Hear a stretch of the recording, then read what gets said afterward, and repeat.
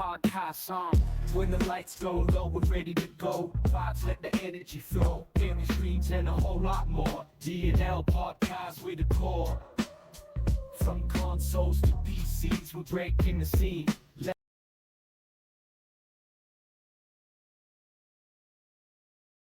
Hey everyone.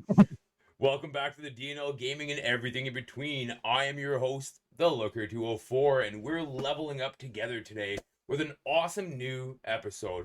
Let me introduce to you my friend and your co-host, the Dingy Stroll. How's everybody doing? Before we dive in, hit us up on Spotify, TikTok, Discord, and follow along. Join the crew. Today we have got an absolutely packed show today. We started with a pre-recording chat with JRod Gingerich from Fresh Brewed Games. These guys are out here killing it with premium physical editions like 3D printed steel books that will make your shelf pop. Physical games still matter, even in 2025, the digital world, because collectors keep that vibe alive. We'll get into that and more. So let's roll on. Dingy, how you doing?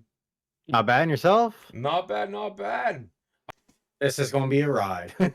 So, Dingy, do you want to just hop straight into the video, or what are you thinking? Yeah, let's hop straight into the reveal of the can. Oh, okay. So here it is, guys. So this is the Steelbox edition of Speedollama. This is what JRod Gingerich from Fresh Brewed Games produces. It is a custom-made steel box that is raised steel. It's not just like a cheap prim pressed out the can like a tin can. Yeah. Do you guys want to hear from Jay? Go ahead. Let's do the developer first. From the cola. So we have we'll count it down, Ninja. We have a message from the actual game developer that he sent us. Due to time zones again, we couldn't have him actually on, but he sent us a message to show to you guys. Dingy, you ready to go? Yeah. Let's go. Hello everyone. Hello to the Looker and Dingy, the host, and also hi to JRod, which has been following me in the past months to bring Speedollama to PlayStation Steelbook, which is something amazing. So yeah, I'm the developer of this crazy game. I did it mostly solo, even I had a few persons helping me, so including the PlayStation version, all the consoles porting I've been doing just by myself. And I'm really looking forward to put my hands on the Steelbook version, which I think is going to be like a great collectible for all the people out there, either if you are passionate about the physical versions of games or not. It's going to be like a really, really rare and unique piece. And I think that Speedollama definitely need more than what it's getting so far, because I think it has one of the most important things for a game, that it's fun. Simple as that. It's not like overly complicated open world RPG, whatnot. It's just pure fun. It's fast and really, really fun to play. So get your chance to get a copy of the Steelbook and play Speedollama at the fastest speed that you can. So thanks again for having me in this live. Unfortunately, I am in the other side of the world, so I'm probably sleeping right now, so I had to pre-record this message. But thanks again for everybody and have fun. That's Nicola. He's as you guys heard, the producer, the developer of the game. Super nice guy. I got a chance to chat with him a little bit, and yeah, super cool. Dingy, what was your overall thoughts on the game? Like, what was your opinions on this? I enjoyed it. It's a different kind of game that I would normally then play, but I highly enjoyed it. It's one of those that are kind of fast-paced. If you're not paying attention, you will fail, as I failed multiple times, even with paying attention. But it's not overly hard. I thought it was kind of cool how like halfway through the gameplay we got the chance to actually see the new update in play. I don't know. Oh yeah, there's that too. Yeah, I don't know if you actually noticed it, but I sure did. I noticed some of them, yeah. I still got stuck on those wall stucks though. Fair. The wall jumps. So let's hop into the interview with JRod and let's see how that goes. But I gotta change this happy to connect with you guys and see how you're enjoying Speedollama. I heard you guys were playing it before this. Yeah, we've been playing it for the past 3 or 4 weeks. Nice. Highly enjoyed it so far. We beat it too. Nice. Great. Yeah, how's things on your end? Slow but starting to move. We're trying to get the disc pressed for them, and it only takes like 2 weeks. But we're like a new representative account, so it's taking a lot longer for us. Fair. So let's kind of just hop into everything, and we got a few questions we'd love to ask, and we're gonna add this into our podcast in a little bit. So this is gonna be like a pre-recorded thing, right? Yeah, this is fine now. That's cool. Yeah. Perfect. So JRod, tell us a little bit about yourself and what led you to create Fresh Brewed Games. With Fresh Brewed Games, I was trying to do something different in the physical release market. There's a ton of different distributors. I'd say like well over 20 anymore, but being able to stand out, that's really difficult anymore. So the games I pick are stuff that are passionate to me, have really good development teams that, really zip with their vision. And also we want to do a physical steelbook release. There's not many games to get them besides like AAA games. And usually with those, they kind of half-ass them with just doing like really crappy logo or something. With ours, all feature exclusive, brand new artwork for all of our releases. Awesome. That's amazing. It sounds great. Yeah, we got a couple pictures of your steel books right now, and they look fantastic. We did do a little bit of homework with you or for you and that, and I realized that your company is kind of pioneering the premium steelbook designs for gaming. How did you come up with the concept, and what really inspired you to move into this space? I would say the most effective solution. So I fully live off grid, and I run like a movie theater setup for my PlayStation. It's all run off solar panels. So with that, my movies and my games are all physical media. Yeah. So that was a big inspiration for me. I also noticed our direct competitors called Fantasy Box. With them, they don't do licensing or basically any payments to developers. They've been getting a lot more into like independent video games. So with that, it hurts. Like it's basically leaving money on the table for developers, and we want to give back and support developers from all over.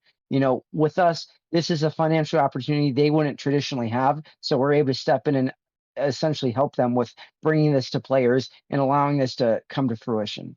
Yeah, that's awesome. I saw you were on another podcast a few months back, and you were talking about how traditionally with steelbooks they would do like a 50-50 split kind of thing like that, and you're really trying to drive just because of overhead. You're a newer company. You're really trying to launch a premium product, so you have a little bit more overhead than someone that's not licensed, that's not giving back to the development. So you were mentioning that you had like I believe a 60-40 split. Yeah, with us, I mean, it just really depends. Some like the bigger ones would be like 60-40. With most of our indies, we do like the 50-50, which is like the industry standard. But it's just a great way of giving back to these developers, making pretty awesome, physicals, because we also provide 10 physical copies to whether it's the developer or publisher for free. So That's amazing. it's a win-win for them no matter what. Yeah, perfect. Do you have any background in publishing before Fresh Brewed Games? So one of the things I kind of noticed, like especially this part here, where he's talking about the split of how his company does it, which kind of separates them from the rest. How Fresh Brewed Games gets the license for all the games. Remember him saying that? Yeah. And how when you get a license for a game, the whoever created the game, and he's going after indie games specifically, they get a cut of the fact that the game gets licensed, and then he splits his profit with that indie developer too. And I think that kind of shows the character of Fresh Brewed Games. Oh, 100%. It also shows like it comes up later, the transparency of him, right? Like he's a very nice, warm, welcoming guy. Oh, 100%. Was this just a completely new adventure for you? In terms of physical releases in gaming, it is. Yeah. Like my last job, I was a retail sales manager for Fitbit Corp. I basically managed like 43 accounts for Fitbit in San Diego, California. But I basically just trained like retail specialists at Best Buy and Macy's on how to use the device and basically how to sell it. So coming from that background, I have a good understanding of retail. We're not so much retail, we're more of like B2C business, business to consumer direct. Yeah. But we also have like physical, we're going to be selling through Amazon and Walmart the same week it goes live with shipping. And then also I'm thrilled to announce we're going to be partnering with Loot Drop. So Loot Drop. Have you ever heard of that company, Dingy? Have you ever heard of it? I haven't. So this is one of those things I want to kind of look into a little bit as yeah, like he was pretty excited to say that, and the fact that he's going to be on Amazon and in Walmart and stuff like that for a small niche company to be coming up, to already hit those kind of markets and stuff like that. Like I think it kind of shows to the how premium the product actually is. Yeah, it's also showing us how far like he's trusts his product and wants other people to trust it. Yeah, I agreed with that. Like those are pretty big milestones for a small company. Oh, 100%. A brand new anime and gaming store opening in Klamath Falls this summer. So That's we'll actually have it awesome. on store shelves. So that's pretty cool for us and also for the developers.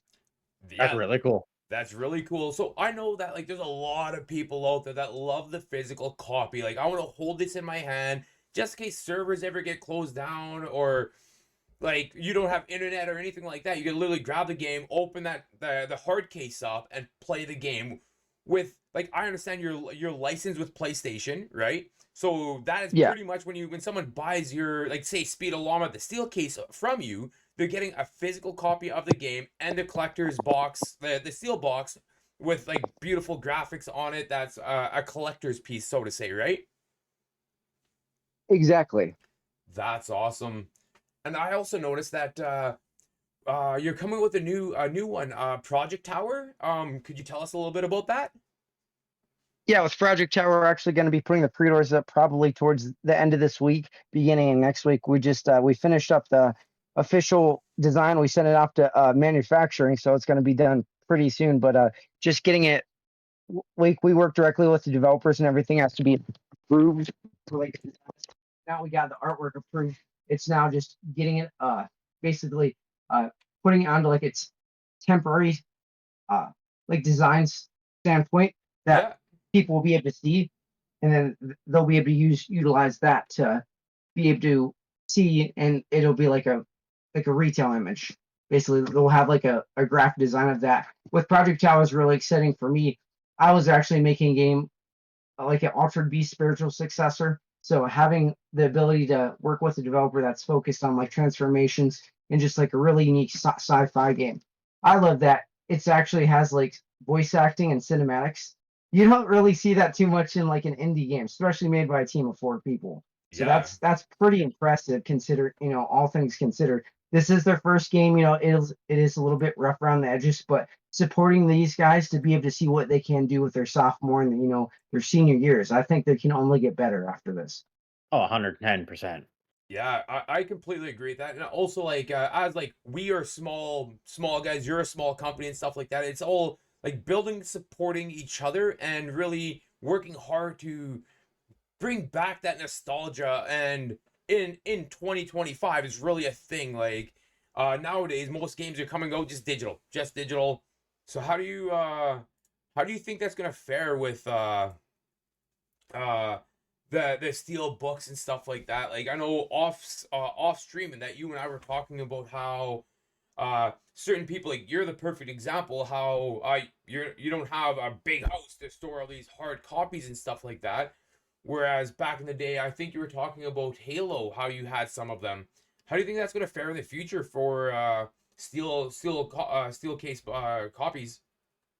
I think that there's enough of a niche market around that they'll be around for a very long time. Especially it's one of those that don't go bad. They are always supported, and as he says later on, like it's one of those that won't get damaged or messed up, where it's a collector's edition, right? Yeah. So I think that they'll go over pretty well. Okay, okay. Um, I actually think things like that are starting to make a comeback. Like I know in the music scene, which is very different, it's a different niche market. But vinyl copies, I know a lot of people that back in the day when CDs were cool, they didn't collect vinyls. They were nothing. You'd see them at garage sales and that was it. But now people are actually starting to collect vinyls for the artwork on them, for the physical vinyl record player in the hand, for the fact that it's a timeless piece of art. And They're even printing out new ones. I know personally, Nook's very big on Juice World, and Yeah. when he was still around, he put X amount of vinyls out, and like to try and hunt down that vinyl was hard. yeah, I bet. We even went out and got him a record player so he could play the record on vinyl. See, that's awesome. And how did it sound? I don't know. He never played it for me. Oh, that's such a shame. Right? Yeah, 100%, man. I personally like the earthiness of a vinyl record. I think it has just something about it that really sticks out. From what I understand, it's more of a crisp sound, right? Where like in the video games, like it's going to keep your disc better. It's going to keep it more protected, which will keep the disc longer. And then it's that little bit of history of that game, right? Even if you played the game once, you played the game and enjoyed it enough to get the collector's edition of it. So I foresee them staying around for a while. Do you think that's going to fare into the hard cases? Yeah, it's still a collector's edition, right? If you don't get the metal cases with the raised writing and print, but you still get a normal case, it's still one of those that still hold its value, still is part of history, right? Especially nowadays where everything's mainly digital. I was just going to say the same thing. Right? For having, because like with the way Fresh Brewed Games is doing it is that, yeah, you do get their physical steel book, which is cool. Throw it on your shelf. It's a collector's piece. I agree with all those points, but with him and his brand, they're actually going out of the way to get their licensing as well. So you open that case, and the game's actually there. A physical CD copy of the game. One of my problems with something like that would be taking the game out. Like, that old CD flex that it used to do. Oh yeah. Right. So that would be a little bit scary, but at the same time, like right now he's working with a lot of like indie developers and stuff like that. So it's not like I would probably leave the disc in there and just buy another copy of it because it's what, $10, right? Something for the like game? that, $10-12, yeah. Exactly. If you really like the game and the artistry of indie games and stuff like that, you can have both, right? Like I can also see it because he is going. For the most part, he is going after games that have already been out. Look at Speedollama, right? Yeah. It was already released before he came to this. So, like, it'd be like us. We really enjoyed the game. Now we decide that we want to get a hard copy of it for collector's editions. So it would just be a memento, right? Yeah. So you're never going to take that disc out of there. Yeah, I think it would also maybe be cool too if he did like a Steam edition where you don't get the physical copy, but you still get like the case. Yeah. Give people the options. Exactly, right? Because like people like me, I don't turn on my console anymore.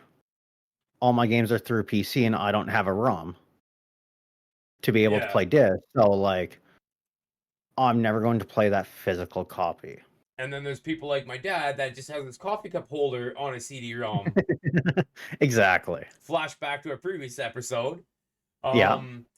Manufacturers, it doesn't help the developers. It doesn't help with marketing or anything like that with what you're doing. Like, I could picture it being at like an EB game, seeing it on the shelf. I'm like, oh man, this is pretty cool. The artwork's on there. It's a beautifully made case. Like, I was looking at your products and they look incredibly well built.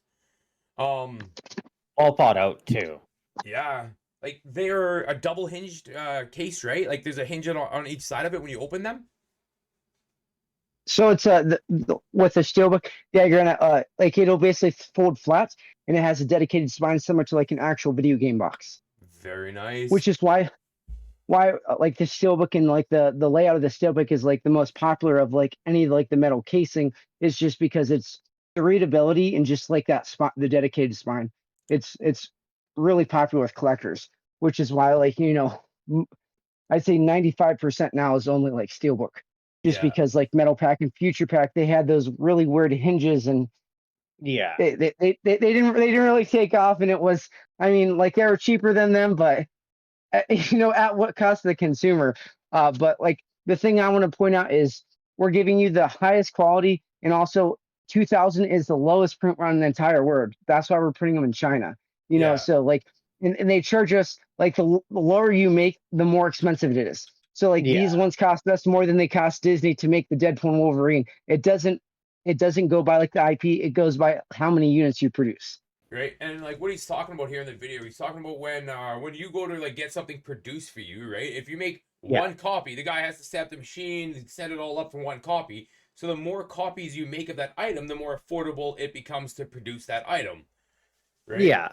So with him, he's making 2,000 copies, and if you think about it, that sounds like a lot, but at the same time, like if Speedollama ever become like a cult classic or anything like that, that game is going to be worth so much money because there's only 2,000 of them made. Like the physical Yeah. copies, right? It's like, It's a limited edition. Yeah. yeah, kind of like the Pokemon cards back in the day, like the OG ones. There was like only a few Yeah. thousand Charizards put out. Or Mews and Mewtwo's were the big ones then. Yeah. And those had yeah, they're valuable now. Yeah. Because people are like, well, Speedollama is a $10 video game. I'm like, but you're not understanding. They're charging us like $7 a unit. One like Deadpool was like $2 a unit for like 150,000 steelbooks, and people were like, oh, I didn't know that.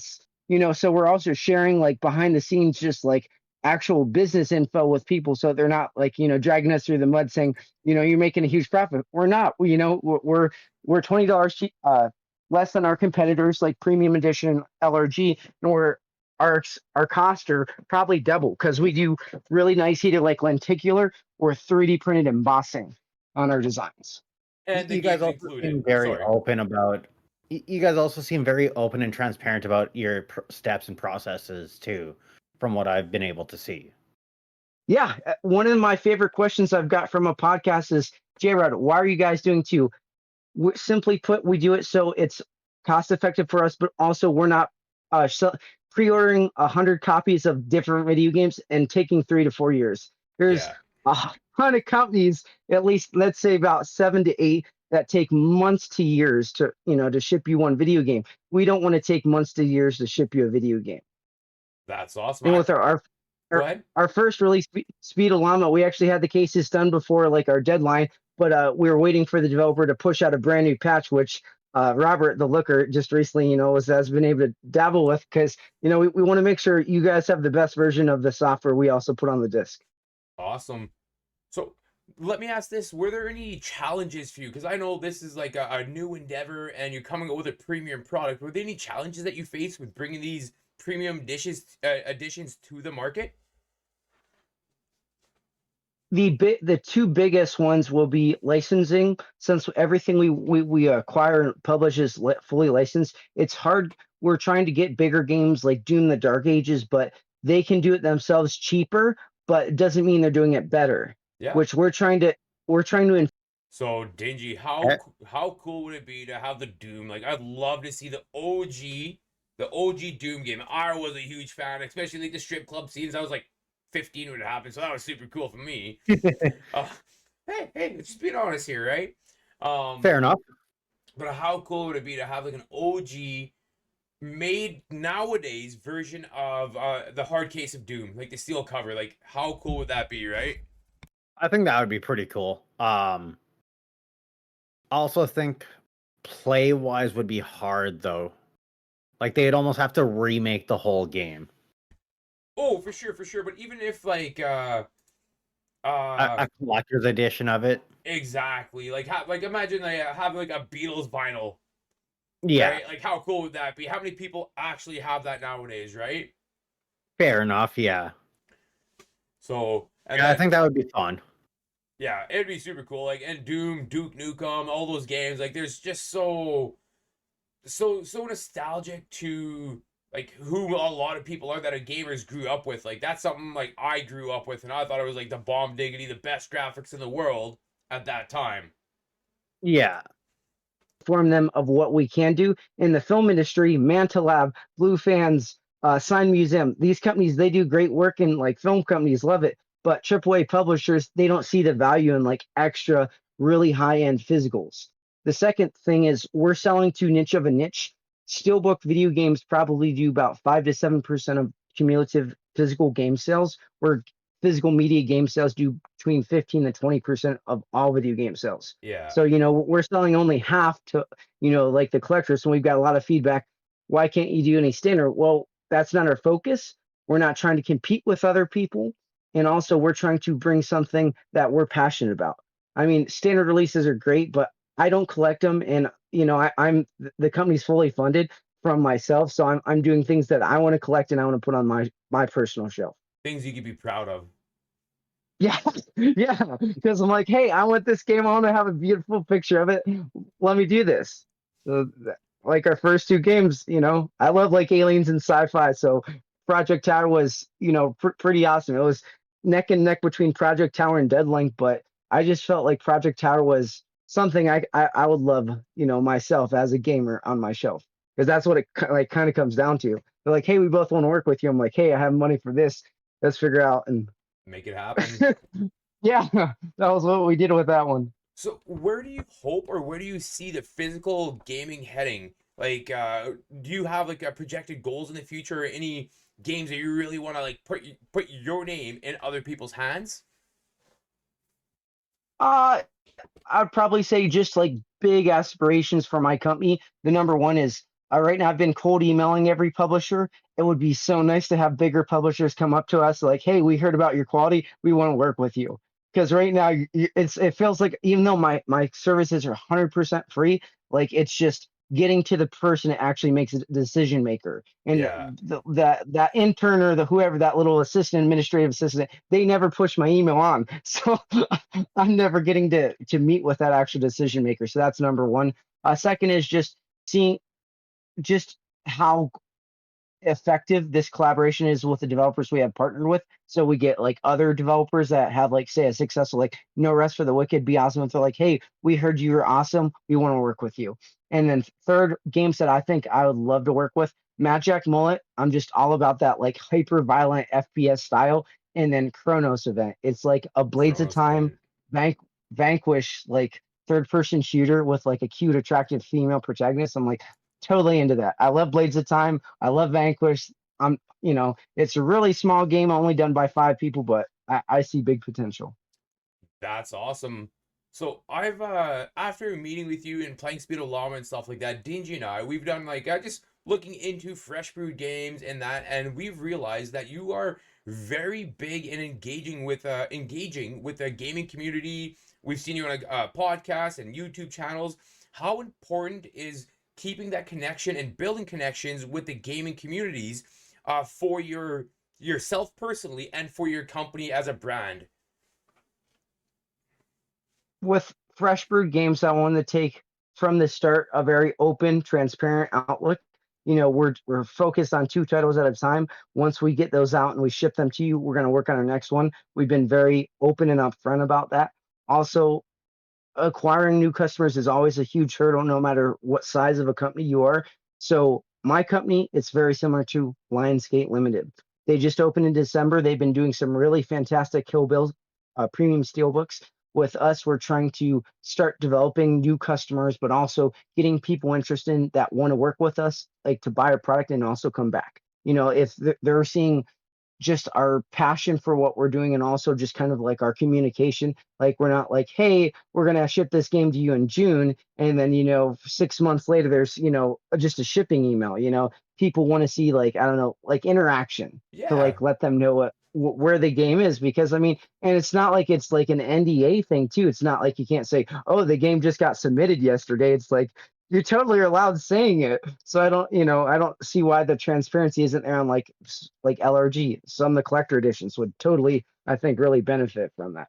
So, just the transparency, bringing on new consumers and also getting people excited, because once we get people that have it and are like, hey, we love this, and then they'll start sharing it with their friends, and we hope that more people can do that. Be like, hey, I traditionally don't buy physical media, but in this case of Fresh Brewed Games, they delivered within their time frame, and we really like what they did, so we're gonna keep buying from them, because it was pretty cool just having a couple people like, hey, our second release is actually getting like a retail standard, but people are like, hey, we might buy both versions just because we want the ESRB, which you guys are publishing, and also we just like what you're doing.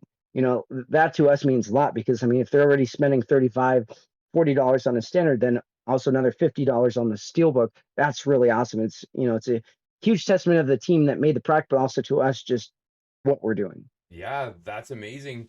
Like, I also see with like what you're doing for the smaller indie gamers and stuff like that, because marketing is massive, it's very expensive and stuff like that. And with you being kind of on their team and rooting for them and passionate about what they've created, right? That's like having, at the same time, you're marketing your product, but you're also marketing their game, kind of creating like a win-win situation for both sides of the coin there. Would you agree with that? Oh, absolutely. I've last year I tried so hard working with Nico DeRico. It's like a Crash Bandicoot like style video game. I was like, Allow me to work with you guys, and I'll make a steelbook. It's so beautiful that people will like think this is a triple A release like Astrobot or something with like millions of dollars." I'm like, but it's being able to share that with the publishers, let people know what we're doing, and just also our passion. We're not just, I want to say, publishing games for the sake of it. We're doing it because we love it, because we're collectors too. That's awesome. So when you were a younger man, before all of this ever began, was there like a certain game or a certain something that really kind of planted the scene? Like, I mean, Dingy, you were talking about this earlier, and he mentioned the fact that Halo, like he used to have like the first three Halos, And yeah, like the collection of the first three steel books for the Halos, and he was like, "Oh man, it was awesome." He's pumped up about it. And I'm just curious if there's a moment like that for you that led you into where you are today. With me, it was interesting. Actually, I hold 2 degrees in video game design development, where I went to college in Ohio. But I had a very unique career. I got into video game testing. I did that for like half of a year, but then got out of it and went to be a video game director, where I was making a Smash Bros. Overwatch style like genre collaboration. It's really cool. We actually demoed it at E3 2017. I wasn't able to get it to take off, but yeah, some of my favorite games, I'd say Smash Bros. And MotorStorm Pacific Rift. Awesome. Pacific Rift was, I think, the best racing game ever made, even like considering like Forza and Gran Turismo. Just every time, all the different levels and the different paths. So I'm hoping we could work with Trail Out, which is going to be coming out to PlayStation later this year. That's awesome. Um, if there's anybody that ever like just for the fact that you have like a background in development and stuff, like as a developer and stuff like that, is there any advice or anything like that you'd give someone to kind of get into the realm video game testing, developer, anything like just from your experience? For starting out developers, my best feedback is start now. It's never been easier to get into game development. You can see with Solo Project, Lost Suicide was started out by one person. He got a grant from Sony. He has 94 people to finish Lost Suicide. Morbid Metal, it was started out by a solo developer. Now he has a team of 4 or 5 people. Start out, if you're doing something amazing, other people are going to come and see it. In terms of developers, my biggest feedback is find a publisher that celebrates you and likes what you're doing and doesn't try and basically like censor what you're doing. And then also make sure to read your contracts. Biggest thing I have to say is like with developers that like want to directly work with like a retail partner, have in your contract that you have the final say over physical distribution.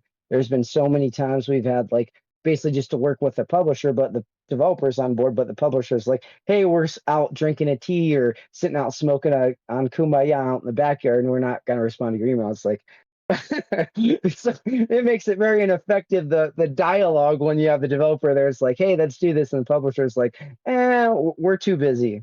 Yeah. So like make sure they have the final say for when they're working. I mean, again, it comes down to read your contract, but just it's something really small. No publisher is going to die on that hill over you having the physical rate, the decision making on that. That's awesome. Any questions, Dingy? what kind of made you, or sorry, how did you go upon finding distributors to help you make the game, or like the physical copies of them? I assume that wasn't too easy. Are you talking about like the in terms of like the disc or like the The case? both of them, because I assume you have to get them both kind of made separately. Yes, correct. So with us, we're working with PlayStation. We've signed with them. I, I personally prefer, and they also sells more, which is smart for like a business of mine. G2 Steelbook, so it's your standard Blu-ray size. Switch Steelbooks are really cool, and I collect them, but they just don't sell as many. So G2 like Halo, Gears of War, your standard G2, your Blu-ray Steelbook, that's what's gonna move. We actually partner with Novo Box. They use the Steelbook patent and actually have improved upon it. Being a collector, I wanted the very best for basically my players. So with them, they improved upon it. They now offer true 3D embossing. So instead of the image being deset within the metal framing, you have a full raised standard frame, but with the image, you'll be coming out on the front. So think of like the reverse, like a cookie cutter with Yeah. it pushing out towards you, similar to like a metal pack. So that was really Okay. cool for us. And also they're almost twice as like thick and durable. So we also liked I've so many times have I got like from Walmart.com like my really cool, new release steelbook. Boom, it's totally mangled from the USPS mail delivery. You're just like, dude, these things are so fragile. And having a case that's not gonna dent, we actually wrap ours safely, but the lo and behold, everyone's gonna try and throw it, kick it, So we went into Oh, for sure. something that's gonna hold up. So that was a big, exciting for us. And also they offer the ability to get like a 2000 print run with Skinable. They can do 2000 and print in China, but for some reason they're actually more expensive. So that was a big turnoff for us. So being able to have these additional features at a more effective price point for us was a win-win. And then with PlayStation, it was I'd actually worked for them before as like QA, but just really I love like their brand. I have two PS5 disc editions, so having something and I collect. Xbox wasn't so popular for us. They have a higher limited print run, and also they don't sell as well due to Game Pass. I Yeah. think that Yeah. considering like I mean you could look at Hypercharge Unbox. They sold 100,000 on Xbox, but I think that's more an exception than the norm Yeah. in terms Yeah. of like an indie game, selling really well that's not on Game Pass. Nintendo Switch, they're terrific. We actually applied, got approved, then got denied for physical distribution. So, so it's a really weird, I don't know, conundrum. I guess they said they were looking for more experience. I don't really know. So, we're not going to work with them. But I would love to like to design the Metroid Prime 4 Beyond. I feel like they're going to do like a really crappy Skinable USA. Their gaming division sucks. Like they don't have any creativity. I felt like they're a bunch of kids from high school that they hired. Just And rinsing like and for repeating the same kind of packaging, the same kind of imaging and stuff like that. Nothing new and fresh. yeah, nothing exciting like a mushroom for the Mario Bros movie. That movie was beautiful. Every frame of that looked like a picture, like an art painting. And Yeah. they put Yeah. like a mushroom for that. I was like, this is like so lazy the lack. And then the new cube, people are like, oh, it's a cube. I'm like, yeah, but the back they could have like made it a brick where you hit it and it changed to the block. But no, it was just the same thing both sides. I'm like, it's just so lazy. So with working with us, it's like, hey, you're getting a really awesome, passionate team. We do some of the best designs. We work with like crazy talented artists. We're trying to work with like Tony Infante. He's a master of like gaming covers, never done a steelbook. So he's one of the people we're trying to tap for one of our upcoming releases. Okay. One more quick question for you. If you could Yeah. pick any game to kind of do a steelbook for, or not any game, but would you prefer to do AAA or would you prefer to stay with the indies, like the smaller people?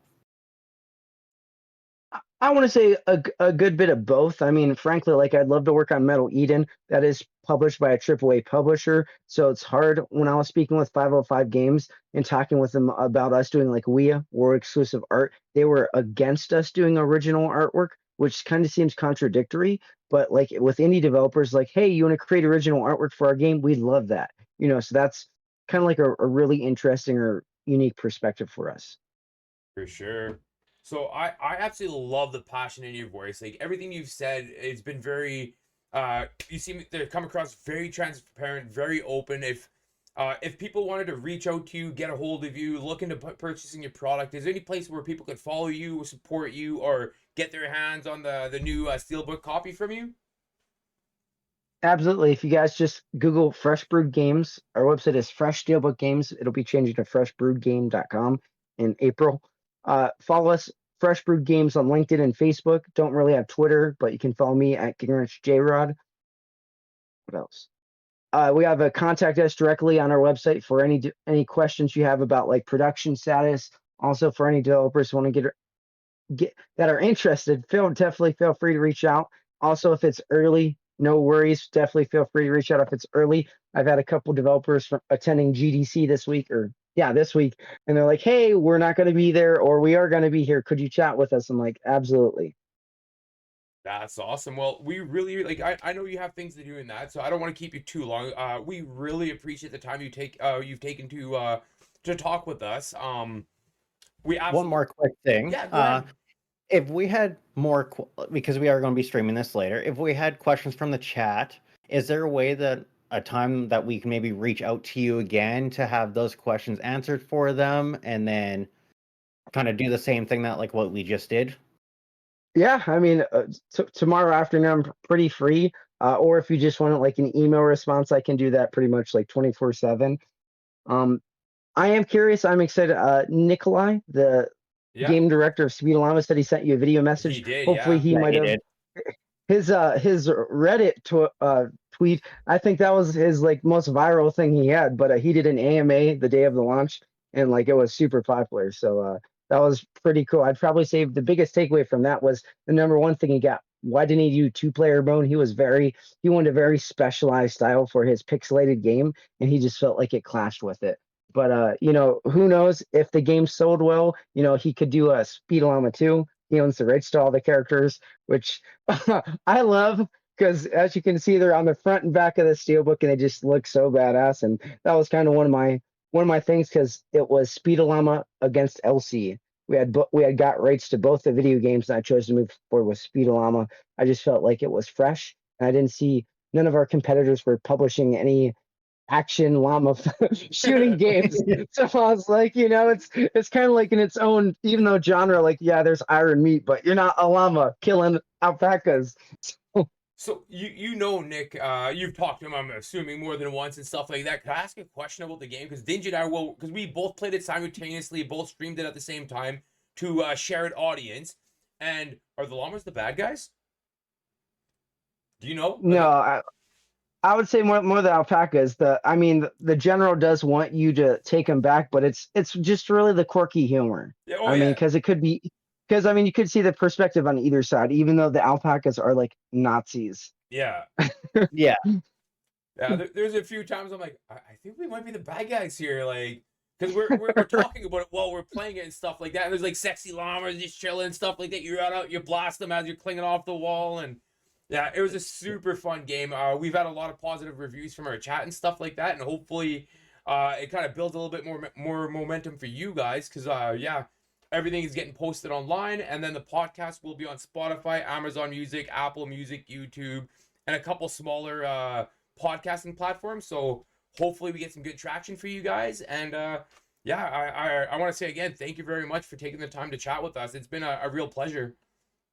Perfect. I do have to go, but I would say thank you guys so much. And please feel free to enjoy the updates. Version 1.5, we updated the wall cling. It's now like a pounce infinite runs, like while running. We buffed the rocket launcher. I think a grenade. He fixed a grenade, so there's like a wider area of like explosion. Yeah. Those are like the core features. And in terms of PlayStation specifically, we've added lighting to the controller for each different llama. We added rumble functionality and some like minor adaptive trigger functionality. Very nice. Again, thank you very much. And once this is all published and edited and stuff, I'll send you a copy just so you can check it out too. Perfect. Yeah, we'll totally share it. Awesome. Well, thanks again. Thank you for Take coming care, out. and we'll talk soon, I hope. Take care. Thanks, Robert. Later. Bye-bye. Have a good night, guys. What was your final thoughts on all that, Dingy?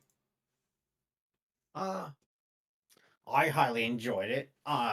Getting to talk to him and getting to see how he kind of picks and vets the games, right? It's different than how I would do it, right? I would typically just pick games that I like. Yeah, likewise. Obviously not, obviously not the best market, Yeah, but uh, I highly enjoy talking to him. He seems very friendly and very upfront and transparent, which is what you like to see in a company. 100%. And I think like he was very transparent with his business model, how he sourced things, what his goals were and his aspirations and stuff like that.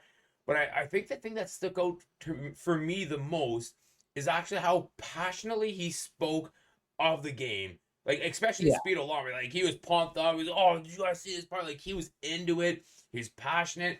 When he was talking about games he was trying to get, he's like, oh, I really like that game. Like I'd love to do the artwork for that. Like he's actually like one of us, a gamer, a creator, someone that loves the niche, in the niche, making something tangible for us, the Yeah. consumer and stuff like that. Where most of the time you got these big corporations, they're cutting corners, trying to pump it out as cheap as they can and stuff like that. And I get it to an extent, but at the same time, like we are spending our time and our hard-earned money on these products, and like it's just not right to kind of take people for a ride. Like it's not even that they're taking them for a ride, I would say. It's more the like just not putting the heart and soul into things that we put our heart and soul into. Yeah, it's as you were saying, like he enjoys what he's doing, right? So it's one of those that are if you enjoy what you're doing, then it's not quite work, right? Amen to that. So as he's highly enjoying what he's doing, he's putting that little bit more effort into it, putting in that little bit more of pizzazz, as some would say, Yeah, right?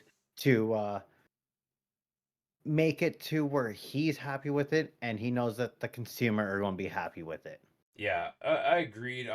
Like you could tell the guy's putting in his heart and soul, blood and tears into the product. I hope I don't find any if I ever bought the game. That'd be weird. Yeah. But you could just see it on the guy, and that's something that I have a lot of respect for, because there's a lot of people that are, and we've talked about this in previous episodes, disingenuous or phony or fake stuff like that. I thought JRod was seemed like a wonderful guy and very passionate about his business as a business, but also the game, right? And that's where value comes in. Yeah, right. Like he definitely um enjoys what he's doing and puts his passion and heart and soul into it, which I highly respect. Agreed, agreed. So are we ready to go into Stream It and Dream It? Sure. Okay, You will need to give me half a second not a though. worry.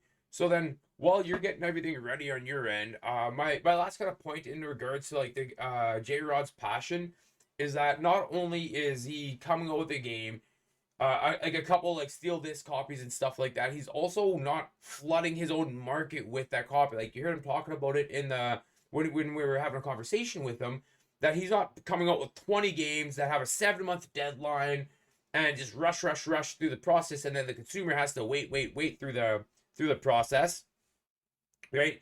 He's literally doing 2 at a time, getting a bulk order in, so he has them physically in his hand, so he can get them promptly. Uh, uh, Thank you, Jake. You stole my thunder there.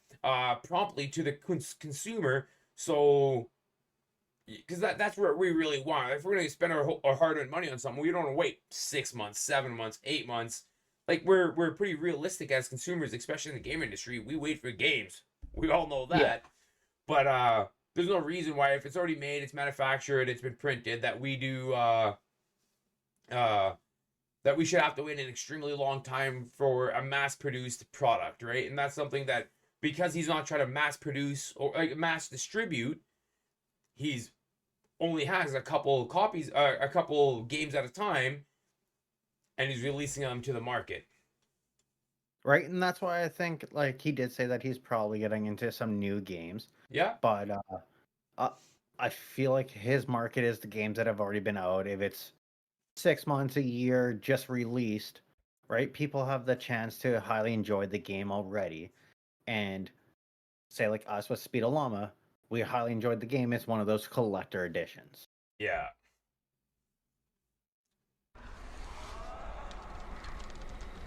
So today on Stream It or Dream It, we are doing Dying Light. Oh, I forgot to write. The Beast. It is roll out the red carpet because Dying Light, the Beast, is set to welcome Kyle Crane back to our screens from the first time since 2015. The first-person up-and-coming horror game was unrevealed by the developer Techland. They were founded in 1992. Techland started off as a software company that entered the world of gaming development. For me, Techland is for the people connected by community goals and ambitions, always striving to create the best games in the world, and that is a direct quote from the CEO. So like that kind of shows what kind of efforts they are putting into the game as a AAA title. As you explore as the explosive direct sequel to the 2015 Dying Light, presenting a tighter, more narrative-focused action experience to challenge even the best zombie games. A recent showing of the game at Game Awards at 2024 revealed a new trailer introducing a mystery village by the name of Baron alongside a release window targeting the summertime release in later 2025. They still haven't given us a release date, but they're more than likely going to drop that at one of their shows coming up. Dying Light the Beast is the first new entry in the parkour horror franchise since the 2022's Dying Light 2, aka the best horror game ever made. Set 13 years after Kyle Crane's first adventure, players will get to reunite with the hero following more than a decade of cruel experiments at the hand of the malicious intent of weaponizing the zombie virus that decimated the city of Haran. At least, this is what it looks like we can expect. When it eventually launches, we know Dying Light the Beast will be released on PS5, PC, and Xbox. But just like the other Dying Lights, they will also be released on PS4 and Xbox One. So not only will you be able to experience Dying Light the Beast on your current gens, you will also be able to pick it up on your last gens, which that is a very thing that Techland tends to do. Me personally, I would stream it. About 10 seconds into it, me and my mini says, stream it. Didn't even have to hear the whole thing. The second he saw the clip, he knew. Okay. So he was all about it. And then Jink kind of told me, hey, looker, you should do a poll. And I responded with, I don't know how. So between the two of you guys got to help a guy out and teach me how to do that. Because if Jink wasn't there, we would not have a poll right now. So let's unpack this a little bit, Dingy. Physical media and gaming. JRod is all about it. But where do you think it's at today? I feel it's a niche market. Like me, I live in an apartment. I don't have the storage room or the places really to start tossing 20, 30, 50, 100 hard copies, discs around. So like I personally run out of space. Yeah. But I find it's going to keep going because no matter what happens to gaming, it's always going to be there. Isn't gaming as a whole like $1 billion industry, like one of the top leading industries in the world? I think so. I want to say top 5.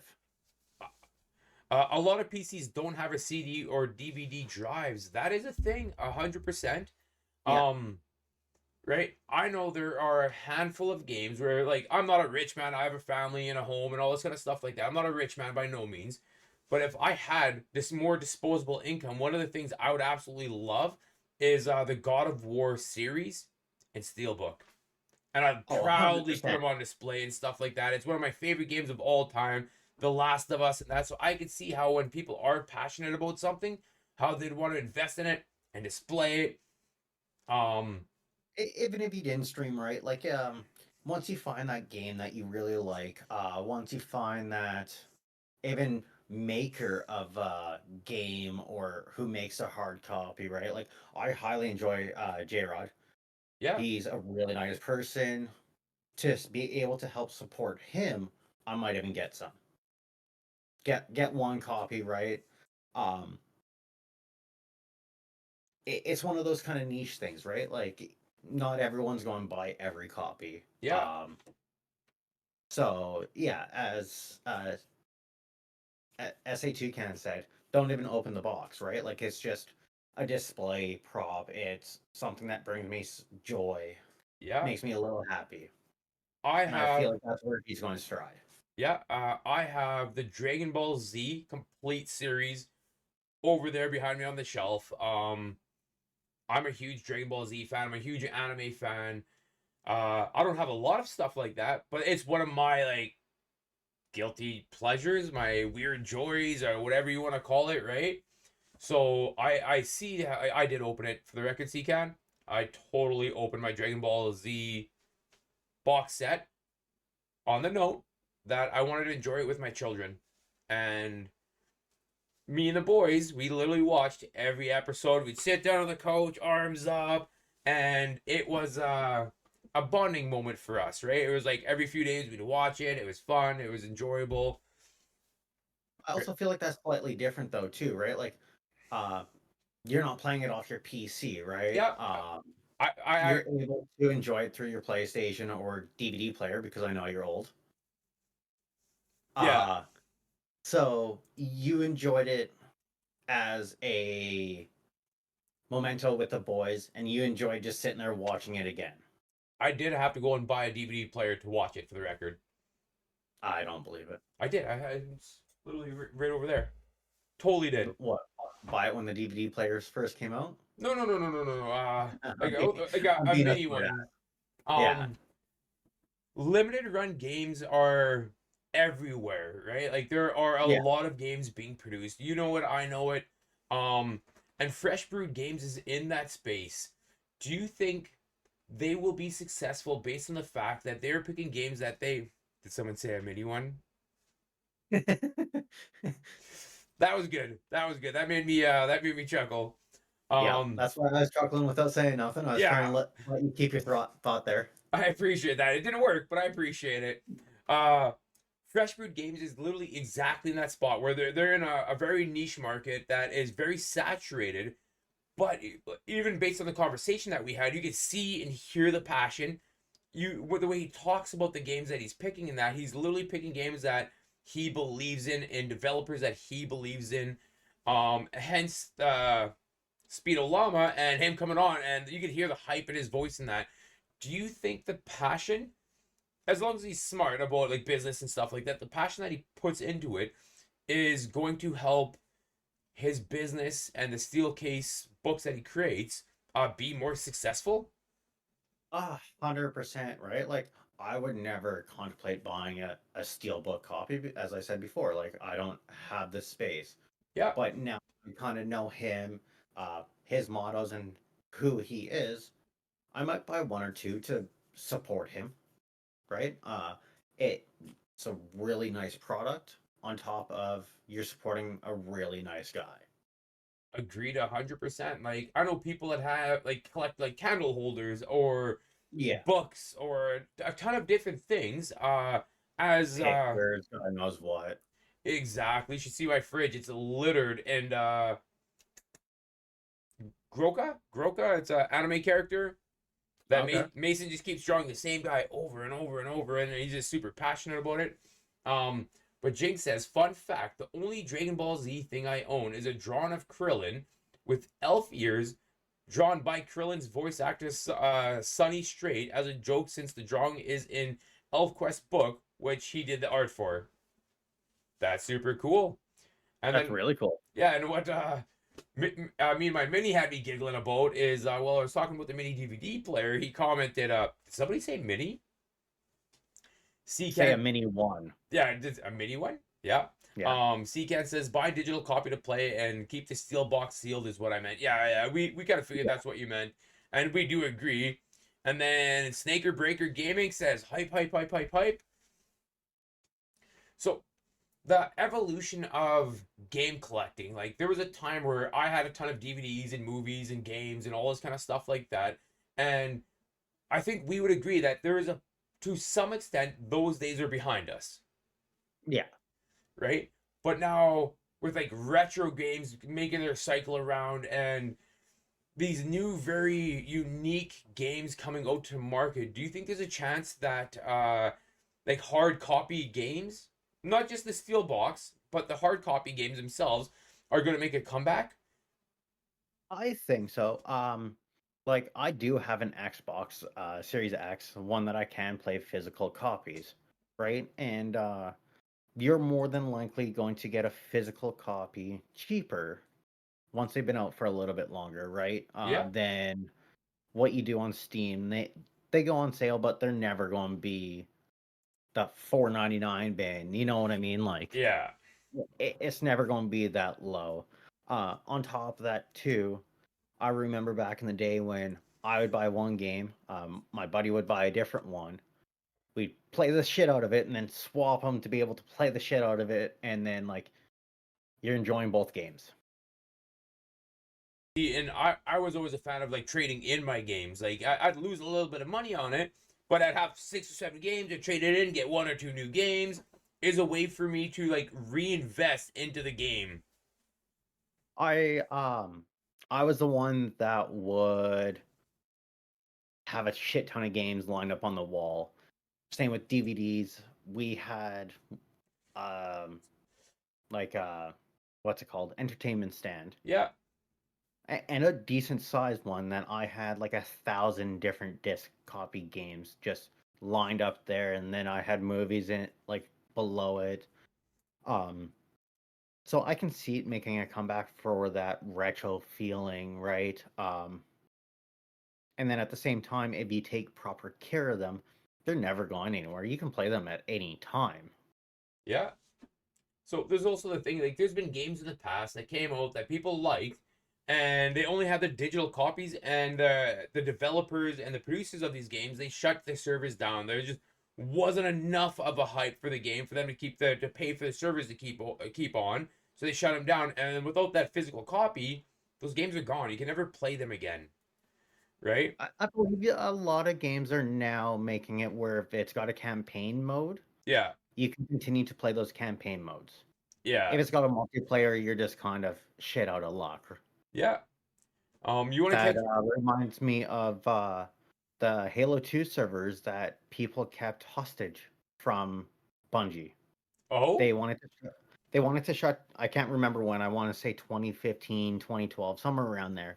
They wanted to shut down the Halo 2 servers, and enough people jumped on and made a private match to where they held the server hostage to where they couldn't shut it down because all games had to be done and finished by that time. Yeah. And they just kept playing it for like 15 days or something like that. Yeah.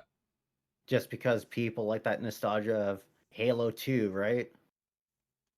Yeah. Yeah. 100%.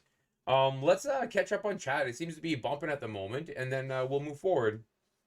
Okay, Jinx said to the drawing that she got, I got it back when I worked for him for a bit. He gave me the book and drew the pic inside of it. That's really cool. Did he autograph it? Because that would be cool. A cool picture to see. Jinx then said, I think with games being so dang expensive these days, just to make sense to buy physical copies, especially with the EULA. What is that? Do you know what that is, Looker? I don't. Jake, could you elaborate on that on the EUL? That was a tough thing to say. EULA. And then Cyclops guy said, I love my disc version of my Series X and my PS5.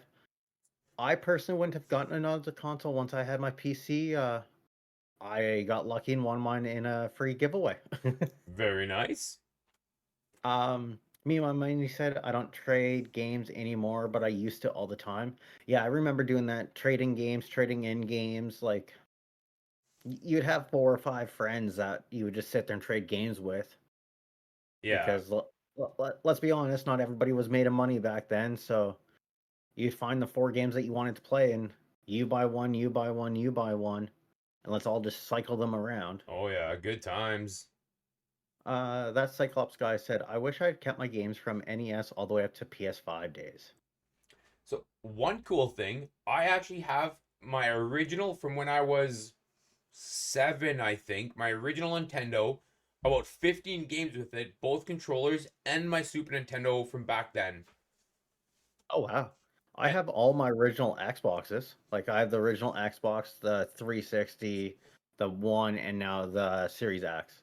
Very nice, but that's because no one wants those. No, they were mine. I know. I'm just teasing. I'm a PlayStation Uh, guy, so yeah, nobody wants those. I yeah, know an Xbox can be thrown out a 2-story window and still work. fair, Don't ask me how fair. I know that. um, Snake said, who remembers playing games on CD? I do. I'm playing a 13-year-old game right now. I assume you're playing Warframe. And if it Ooh, is Warframe, it's probably, I believe it's older than that. Warframe came out in 2013?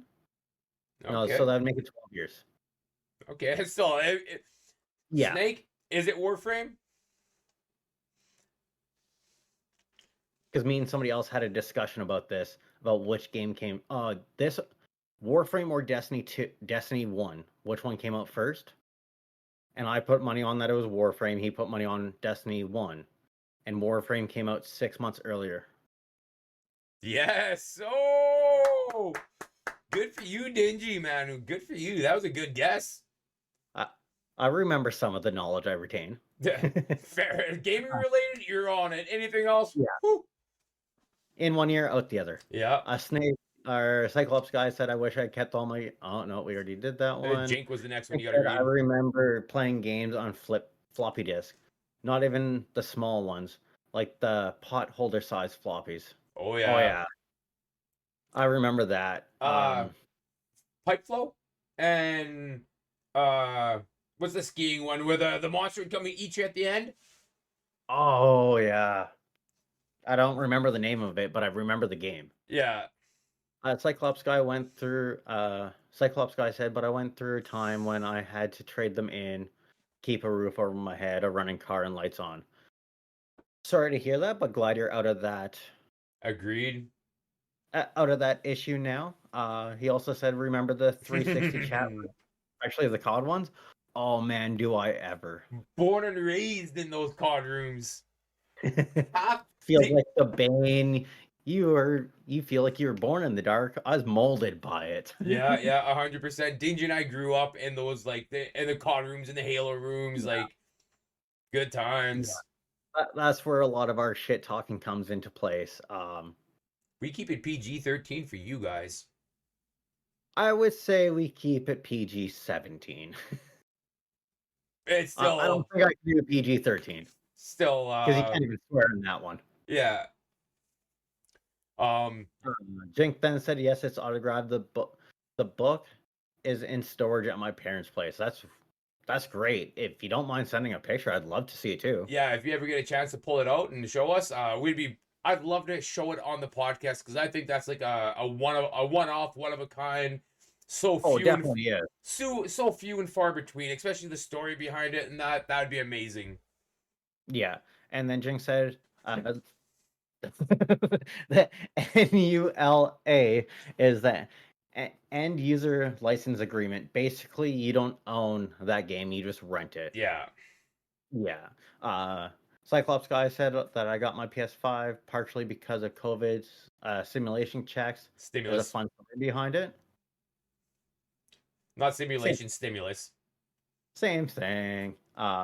If you don't mind sharing, Cyclops guy, I'd love to hear it. Yeah, let's check it out.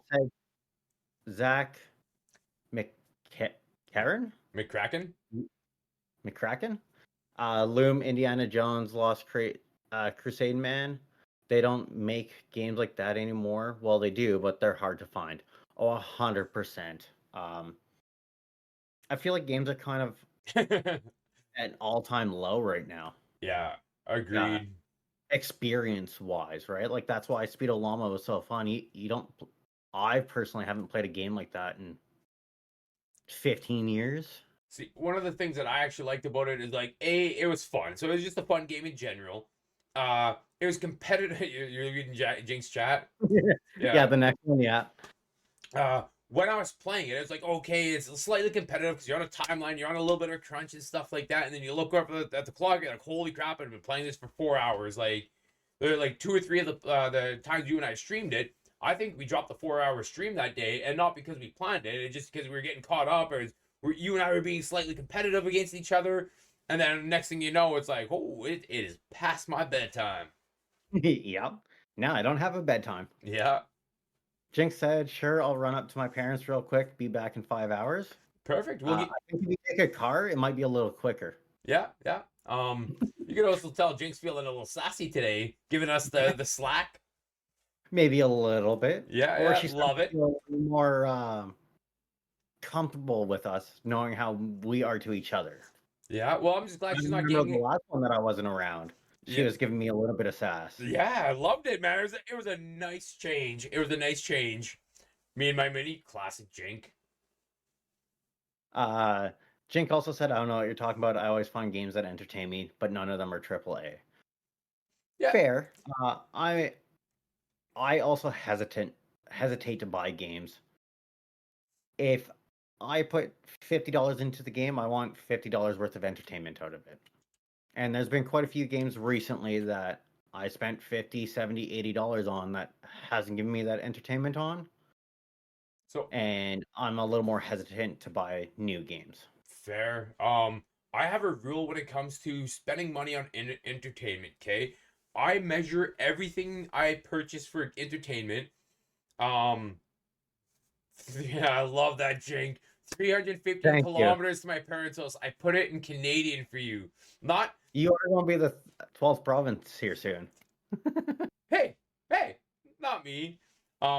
When I purchase video games, I always compare it to me going to the movies. So if I go to the movies, it's $20 for a ticket, $20 for popcorn and a drink. So I'm about $40 in, or $80 if I'm playing with a friend or going with the wife or going with a friend or whatever like that, right?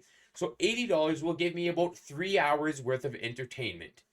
Okay, so not necessarily that does that directly relate to the game, but like there has to be a ratio of like the value of that game versus how much entertainment you get. If I buy a game for $80, I put 50 hours into it, I'm happy with that. It paid for itself. Oh, 110%. Now there's been games that I've spent $20 on and I put a half an hour into it. I'm like, holy crap, this is a dry game. Like I'm not enjoying this. I'm not having fun. So I don't get that entertainment value out of it, right? So I do know Epic and Steam, they have I can't remember off the top of my head, but it's like you have to, or you can get a refund if you have less than X amount of hours into it. Yeah. Right? If you have 5 hours into the game, clearly you're not enjoying it, right? They will give you a full refund. PlayStation does not offer that, or I'm completely wrong. One of the two. I know Xbox doesn't offer that. So Jake says for that. With the spring sale right now, that's still active. She notes, still active. Mm-hmm. She bought 10 games for $30. So she has so many hours of gaming, and that $80 for a game is dumb. Me and my mini emphasized that it's so dumb. He actually spelled it wrong and then corrected the spelling just so we knew he wasn't dumb. The $80 on the game was dumb. Okay, then Jink just said, yeah, Steam will give you a refund if you play less than 2 hours. See, that's awesome. But that includes your open time, I believe. Yeah, but still, like if you open the game and the wife calls you or something happens with the kids and you leave it open for 2 hours and 1 minute, you don't get that refund no more. So we're getting close to wrapping everything up here. If you guys were to ask a question of the producer or the CEO of Fresh Brewed Games, a question, either in regards to what games is he coming out with, what his favorite games, anything about Speedollama or anything like that, he's allowed us to follow up with him and ask the questions that you guys ask. So if anybody wants to message us any questions, ask in the chat or anything like that about tonight's topic,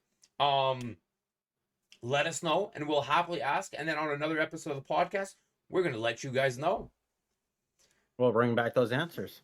So, Dingy, the next big question is, do we run the draw right now, or do we wrap everything up and then run the draw? Did he say why they didn't make it multiplayer?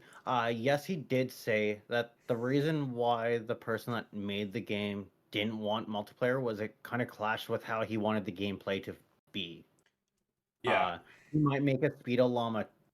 This is speculation, but there might be like a Speedollama 2 that is obviously the next series, but then they'll do a single player and multiplayer.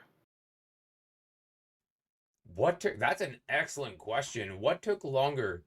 Forrest developing the game or maintaining it after? First developing the game or maintaining it afterwards?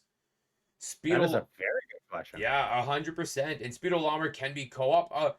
100% it can. Essentially, it was broken down. Is that Speedollama 2. Yeah. The developer had a dream on the game that he was going to make. He wanted it to be a specific way, and that's what he was passionate about, so that's what he went with. And from my understanding, that if the game gets, like if they can make enough money to afford to make a second game, they will happily do it, throw co-op in there, or make a DLC for the first one with co-op in it, right? And I will note this, because even if they did a ghost player, you know what I mean? So then that way, like, if you stop, I don't get stuck by you, right? Like, I could kind of run through you. I think that would be really cool behind it. see, and I would love the, like, Contra back in the day, because this game is very much like Contra, how, like double up the bad guys, and then you and I would run and try to, like, double team it. Yeah.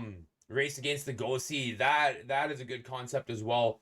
So these are comments and stuff like that. We're gonna pass along to the developer and to the person that's distributing the game, Fresh Brewed Games. Because they want to hear what the community has to say about it. They're interested. They're interested in how we feel about the game that they're in love with, if that makes sense. So even after, if you guys watched any trailers, clips, if you're watching the podcast on Spotify, let us know. We'll happily pass along the message because they want to know, and we want to get you guys some answers, because I thought it was pretty cool, this whole experience of, like, being given a game, getting to play it, and then actually talk to the people that made the game. For me, it was big. Like, Dingy, I was beside myself when I told you, and like, when we found out. And then Dingy's like, oh, you can't spill the beans until this date, because this is like, we had to put it in action. Dingy's just, Robert, stop, relax, breathe. And the amount of times, I swear to God, I'm on stream, he's like, shut up. There was a few times that you almost said it halfway through the sentence, just text you, shut up. Oh yeah. Yeah. You gotta read those ones. Okay.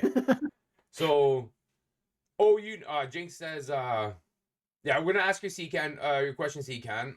Then Jinx says, I have a friend that is an artist that currently working on a game. Would you like me to ask him if he's interested in the podcast? We would absolutely love that, Jinx. That would be amazing. We would say thank you. Yeah, that'd be super cool. And then the Cyclops guy says, it was March of 2021, just a few months after the PS5 was released. One day, my friend told me that GameStop was going to have some PS5s available. My wife told me that to buy the console and one game, but not to spend more than $700. So when they dropped, they sold out instantly, but I decided to check the bundles and they had a ton left. But they came with the system and 3 games, an extra controller, and a gift card for $870. I knew we had the money, and we were getting paid in like 2 days from work and 5 days away from getting like a $1,200 stimulus check. So instead of asking the wife for permission to spend the extra money, I just bought it. Dun dun dun. And I also know that's not great because you don't have a comfy couch. I remember you telling me about your couch at the time. I just bought it. Then I had to tell her what I did. She was pissed. See, I knew that. I knew that was the outcome before I even read that far ahead. But here we are. But then when I reminded her that we still have the money in the account and we were getting paid in 2 days, and the stimulus check in 5, her attitude was instantly changed. She switched from what the fuck to, oh, what games you get? right? And then he says, sorry for the wall of text. Yeah, no worries. That's awesome. I actually have a fun story about how I got my PS5 as well. I have a friend, you've seen him in the chats, Jorge Cuervo. He bought Or Bricks and Twitch. Bricks and Twitch, yeah. I think he bought 10 PS5s on launch. Like, he went to every single eBay games and put a deposit down on every single one. So as they were getting released, he would have a draw, and it was $20 to enter the draw, and then one person would win, and he would just literally make all of his money back, and then just buy the next one and then run draw. Like, he literally gave away, I think, like 10 PS5s or something like that, which was super cool. And on the very last one, I was like, I watched all these people win a PS5. I'm like, oh, babe, can you care if I do it? Like, my PS4 sounds like a helicopter. I still have it. It's behind me. Like, it was loud. It took forever to load. And she's like, fine. Here's $20. And I won it. With no games. Weren't a lot of the games backwards compatible for PlayStation? Yeah, 100%. But you know what it's like when you get a brand new system, you come home, you're all excited, you put it up, you hook it up, and... But I digress. And then Jinx says, I got a kind of funny story about how I won my PC, actually. Let's hear it. So I started building a PC because me and the Nook, we decided that we were going to switch over to PC gaming. He bought all of his new. I was going to buy mine all secondhand, anticipating buying new later on. So I had everything but the power supply, the case, and the GPU. So I was about halfway done. And I was scrolling through TikTok and came across a post that said, hey, we give up away a PC every Thursday at 9 o'clock. Look at the phone. It's 8 o'clock on a Thursday. Well, let's just open up that link. Jumped in, chatted with them, found out how they did their giveaways. They rate out to a smaller streamer to make them give away the PC.